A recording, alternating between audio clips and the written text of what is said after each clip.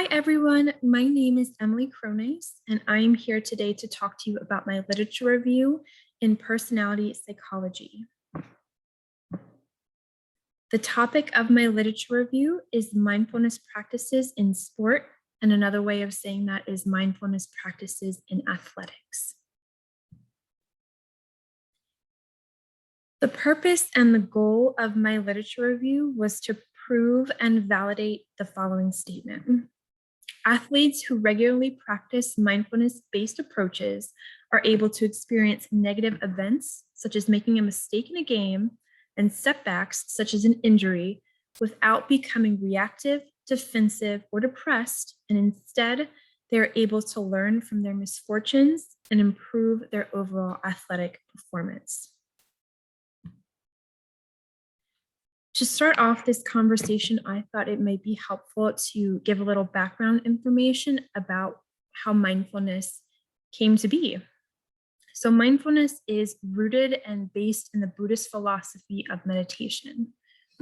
Mindfulness in itself is being aware of your thoughts and feelings without becoming attached to them. So mindfulness is very closely correlated with self-regulation and self-control of your thoughts, your feelings, and your emotions. Specifically related to meditation, mindfulness meditation is a structured practice that involves becoming aware of your thoughts and bodily sensations as they occur in real time. So mindfulness has a really big emphasis on being present in the moment.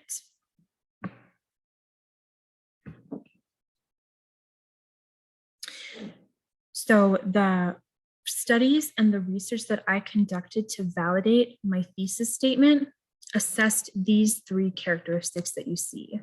So all of the studies assessed athletes' subjective experiences during peak performances. They also compared psychological characteristics of successful and less successful athletes. And they also surveyed top sport people about what it takes to achieve greatness at a high level. So what did those studies and the research find? The research and the studies found that there are optimal experiences that equate to improved athletic performances. And those optimal experiences that athletes can experience are called peak experience, flow, and peak performance. And I will gladly simplify those terms for you. So peak experience is simply an intense joy or feeling of really high happiness. Related in athletics, this optimal experience in sport is most often associated with the feelings of fulfillment, significance, and even spirituality at times. Flow in the world of sports is when athletes perceive a balance between the challenges associated with a given game or performance and versus their capabilities to meet or exceed those demands. So it's essentially knowing and recognizing that there's a challenge in front of them, but also at the same time being aware that they have all of the skills and tools necessary to meet or exceed the challenge presented in front of them. And lastly, peak performance is when athletes perform above their usual level. It's when athletes get what's called a personal best. They set a new record for themselves, and now they have a new standard and a new goal to reach during their training program. So all of the research and the studies that I conducted during this literature review showed that there is significant evidence that athletes who practice mindfulness-based techniques and strategies are more likely to experience flow, which is a state of energized focus and full involvement during athletic performance. So I know I mentioned flow just a second ago, but yeah, it's flow is recognizing that there's a challenge, but also having the self-confidence in their capabilities to know that they can achieve that, and practicing those mindful strategies help flow to occur in athletic performance. Additionally, the studies that I found and the research that I found showed that there are actually a set of cognitive and behavior skills correlated to high athletic performance, which include the following that you see here on the screen: goal setting, imagery, refocusing plans, coping skills, etc. And there are other characteristics, I want to make sure I mention that there are other characteristics that athletes can acquire, such as self-confidence, that help in their overall performance. But these are specific skill sets that any athlete of any level, whether they're, Olympic athletes, collegiate athletes, semi-pro athletes, amateur athletes, whatever the case may be, they can apply these skills in their training program and they're able to see results from them. How is this topic and how is mindfulness relevant to the real world? I think now more than ever, mindfulness is, and mindfulness-based practices are relevant to the world. I think the world, not just because of the COVID pandemic, but even before COVID, companies and businesses who are focused on performance goals, such as like performance domains, basically. So sales, business, finance, industries that thrive and are dependent really on performance goals have a real need for mindfulness practices, because in your day-to-day life, being judged on your performance, whether you're an athlete or you are not an athlete, can be very stressful and overwhelming at times. And there is a definite need to de-stress your mind, to be in the present moment and not get overwhelmed by the outside pressures or surrounding you that, quite frankly, you can't control most of the time. So, other businesses have recognized this, and even there are now apps, which I'm sure some of you may have used or just know of. There's an app called Headspace, which is very popular, and Calm, which is also very popular, and both do many things, but they all started and their basis was to guide people through active guided meditation practices. They recognize that it's very important to be in a healthy, positive mental state, and mindfulness meditation is a great resource to help you achieve that goal. I did mention COVID.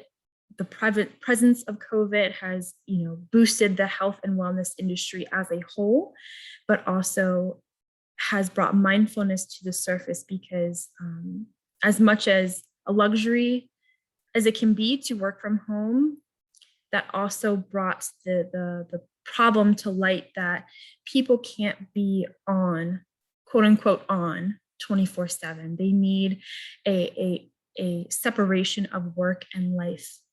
They can't, be on their computer constantly all day, every day. And people recognize how, because of COVID, not just because of the pandemic itself, but the change and shift in work lifestyles has brought to the surface that taking the time for yourself is extremely important. And also, in a not so fun topic, but it is relevant to our society right now, is the prevalence of athlete self-harm. I don't know if you all have heard or seen, but there has, in the past week and a half, a female softball player from James Madison University unfortunately lost her life and passed away. And this is not, unfortunately, uncommon in the athletic world for people to get extremely overwhelmed and overtaken by the outside pressures and the constant forces around them that are can be very, like I mentioned, overwhelming, and can lead to very destructive behaviors, and which we do not want to happen.